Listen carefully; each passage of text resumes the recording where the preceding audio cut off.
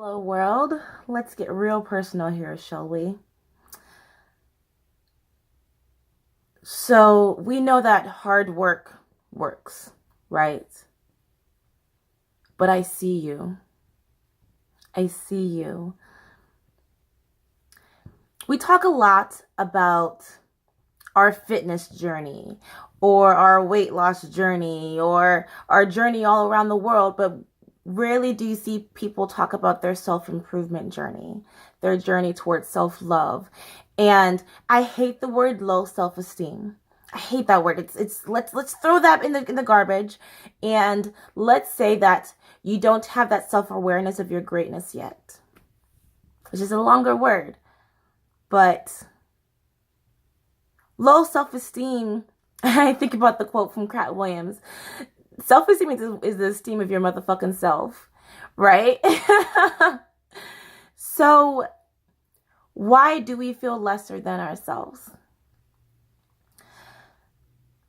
In high school, our football coach, he said to me, "You're never going to be anything until you start loving yourself." And then I tried the whole looking in the mirror thing and saying, "I love you, I love you, I love you," and it didn't really work. And I was like, okay, you know what? I have plenty of time to love myself. I'll just put this on the back burner. And now I realize how not finding joy within myself has held me back for so long. So why do I feel so low? Why do I not value myself? Fear. I believe that fear is real.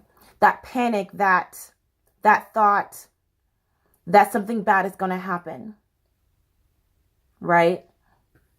Something that I took notes to talk about this. I have a fear of suffering. I fear that if I try this thing, that it's going to go wrong. So that way, then I just don't try it then. I stay safe. I stay on the bench. The world is noisy, right? We go throughout our day and we hear the negativity of strangers. We hear the honkings of cars of people that are in a rush, and then we have that negative self-talk. You have that negative self-talk too, don't you? That everyone hates you, that thought that no one wants you around, the thought that you're always going to be worthless. And I've always had that negative self-talk. I am 28 years of self-loathing. So when I realized that the world is noisy, I just hit mute. But muting the pain does not make it not real. So what I've realized, what I've discovered is that I can change that conversation in my head. I can change it. You're allowed to change that conversation in your mind. And I've been listening to a lot of I've been researching Sadhguru and Lisa Nichols all day today. And something that Sadhguru said was, you're producing a movie in your life, and obviously you like horror movies because you're producing them in your mind, and it's not making any money. So why not change the theme? Change the theme to loving yourself. Change the theme to a romantic comedy. Something else that he says is what is the worst that can happen to you? And then what's happening right now? Is that happening?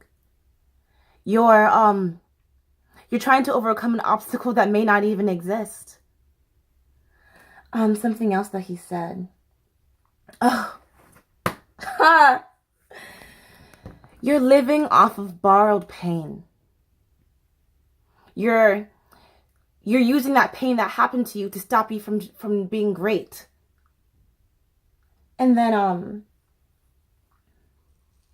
like I said in the beginning, hard work works, working hard works, but you know what else works?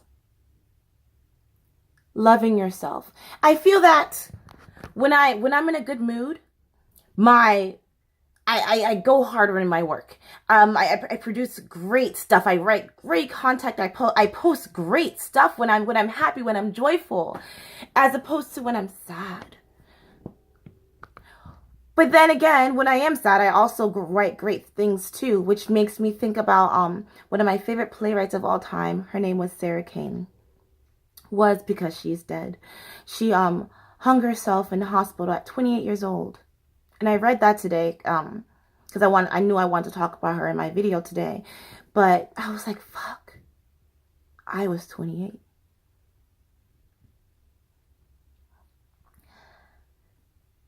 I can't speak for Eric Thomas. I can't speak for Beyonce, but I know that feeling of that doubt that, God, what I'm doing is fucking stupid and no one wants to listen to me. No one really likes me. And I can see that reflection in my writings. And I see that reflecting in Sarah Cain's writings. And if you don't know who she is, I highly suggest you research her, because she was a brilliant mind. Her writings were labeled in your face theater because it touched some subjects that weren't necessarily naturalism. These weren't typical. And then I think about people like Robin Williams and Kurt Cobain. And success is a moving target. We think that if once I do this, I am going to be so fucking happy. I'm going to be so thrilled. But then when you finally get there, fuck, I'm here and I'm still not happy. So you should always be redefining success for yourself. And then for those people like Robin Williams or Kurt Cobain or Sarah Cain, who just could never stop that negative self-talk, that could never stop that doubt. It just weighs on you and it's exhausting. It's exhausting being sad, guys. It's a full-time job being sad. And I want to put in my notice, you know? Okay, so now I want to talk about Lisa Nichols, who... When I started this journey towards self-love and motivation, and I'm trying to be a speaker and trying to be my own boss, I thought that I would just wake up one day and be happy. And I would just never feel worthless again.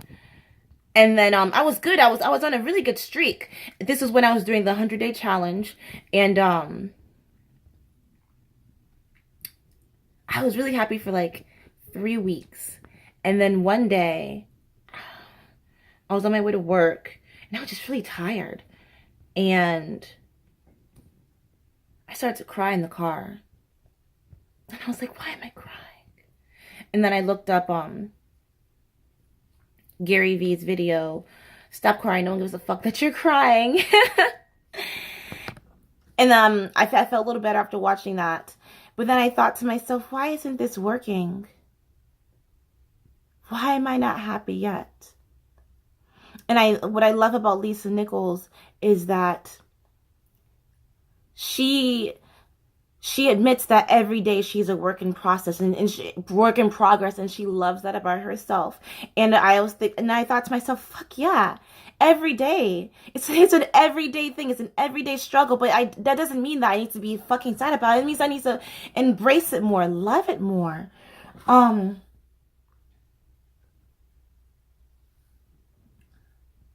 Something that she said in a video that I saw with Goal Set. She said, I just forgot who I was. Which, touching back to the beginning of the video, I see you.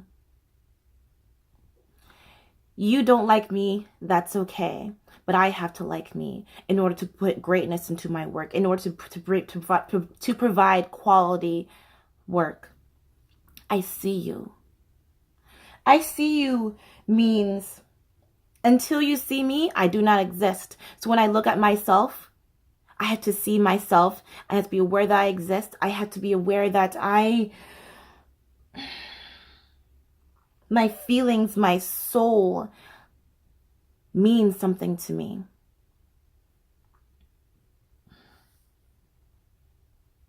I understand you. And I understand that it's hard. I see you. Just like when someone talks shit to you, when someone talks to you in a negative way, you say to them, don't talk to me like that.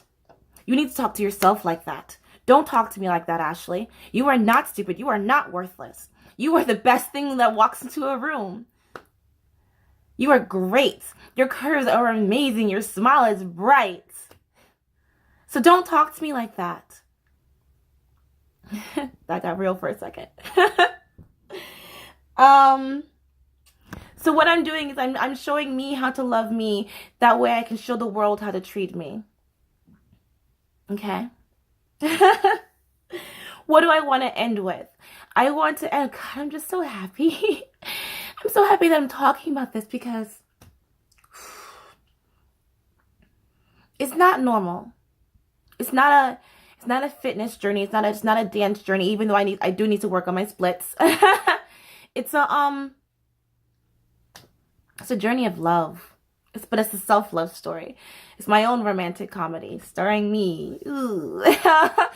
Coming to a theater near you. What do I want to end with? I want to end with what did I want to end with? Oh, what do I do? What do I do when days like yesterday where the outside world's criticism of me is affecting my opinions of myself? What do? I act anyway. I show up anyway. I perform anyway. I cry through it. Literally cry through it. I was working on my site last night and I was just sitting in bed sobbing, listening. What was I listening to? I think I was listening to Dear Evan Carmichael or Hamilton or something, just crying. But I was going through the motions. I was doing it because this is not about me. I believe in the quote from Cloud Atlas, the movie book, our lives are not our own. And maybe, just maybe, I am the only person in the world who has doubt towards themselves. But I refuse to subscribe to that. What I'm doing is going to impact someone's life, and I'm just living my life out loud. Cool. I was trying to cover up my bed. This is my office. Have you guys seen my laptop before? That's my laptop. There's my makeup. I put some new quotes on the wall. Because I just want to surround myself with beautiful words and I don't know, it's all about energy. And I think that having these postings on the wall, it's going to boost up my energy. So smile and get to work. But know that you need to find the joy in yourself in order to put the joy in your work, because it'll show, it'll reflect. People aren't stupid. People can read through the lies. They can. Smile.